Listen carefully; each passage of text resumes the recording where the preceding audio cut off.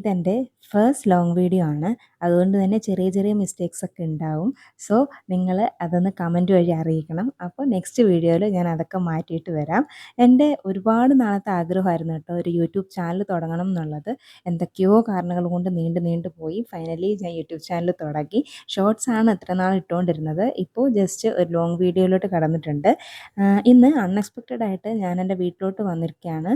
കാരണം വീട്ടിൽ അമ്മയില്ല. അതിൻ്റെ റീസൺ ഫൈനലി ഈ വീഡിയോ ഫുള്ള് കാണുമ്പോൾ നിങ്ങൾക്ക് മനസ്സിലാവും. അമ്മ ഇല്ലാത്തതുകൊണ്ട് നമുക്ക് ഒരുപാട് പണികളുണ്ട്. അമ്മ ഉണ്ടെങ്കിലെല്ലാം അമ്മ തന്നെ ചെയ്യുന്നതുകൊണ്ട് നമുക്ക് പ്രത്യേകിച്ചൊന്നും ഇല്ലല്ലോ, വെറുതെ ഇരുന്നാൽ മതി. അപ്പോൾ രാവിലെ എഴുന്നേറ്റ് ഞാൻ വിളക്കൊക്കെ കത്തിച്ചു.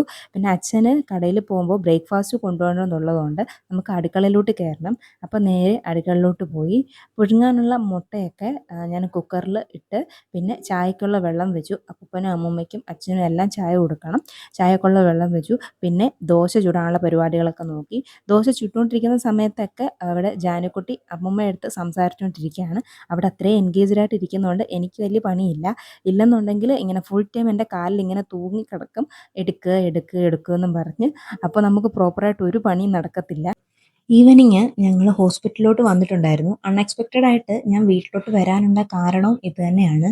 അല്ലിമോള് ഹോസ്പിറ്റലിൽ അഡ്മിറ്റാണ്. കണ്ണിന് ഒരു ഇൻഫെക്ഷൻ ആയിട്ട്. അമ്മ അതുകൊണ്ട് എവിടെയാണ്.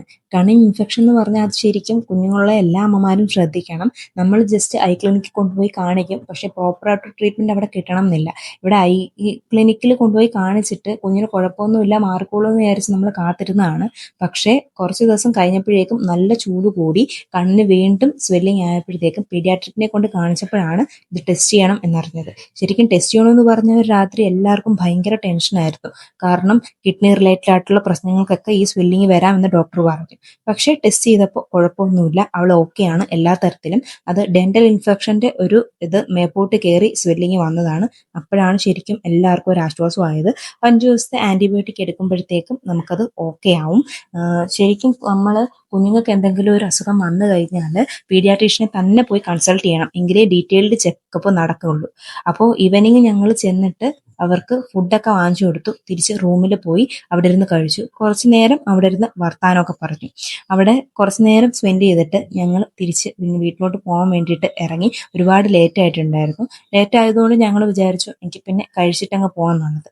എൻ്റെ അഭിപ്രായ പ്രകാരം എൻ്റെ ഇഷ്ടത്തിനൊരു കടയിലാണ് ചെന്ന് കയറിയത്. പക്ഷെ കയറിക്കഴിഞ്ഞ് ആഹാരം കഴിച്ചു തുടങ്ങിയപ്പോൾ ഞങ്ങൾ വിചാരിച്ചു ഇതിലും ഭേദം കഴിക്കാതിരിക്കുന്നതാണെന്ന്. കാരണം അത്രയ്ക്ക് മോശം ഫുഡായിരുന്നു. അതുകൊണ്ട് പിന്നെ ഞങ്ങളിങ്ങനെ തിരിച്ചിറങ്ങി. പക്ഷേ ഇറങ്ങി കുറച്ചങ്ങോട്ട് പോയി കഴിഞ്ഞപ്പോഴാണ് ഓർത്തത് കുഞ്ഞിൻ്റെ ചെരുപ്പ് അവിടെ ഇട്ടിട്ടാണ് വന്നേക്കുന്നതെന്ന്. അപ്പോൾ വിഷയേട്ടൻ അത് തിരിച്ചെടുക്കാൻ പോയ സമയത്ത് അവിടെ സൈഡിൽ പുതുതായിട്ടൊരു കട തുടങ്ങിയിട്ടുണ്ടായിരുന്നു. എന്നാൽ പിന്നെ ജസ്റ്റ് ഒരു കോഫി കുടിച്ചേക്കാന്ന് വിചാരിച്ച് ഞങ്ങൾ അവിടെ കോഫിയൊക്കെ കുടിച്ച് നിന്നു. പിന്നെ തിരിച്ച് നേരെ വീട്ടിലോട്ട് പോയിരുന്നു. അപ്പോൾ വീഡിയോ ഇഷ്ടപ്പെട്ടാൽ ലൈക്ക് ചെയ്യാനും സബ്സ്ക്രൈബ് ചെയ്യാനും മറക്കണ്ട. Bye, see U.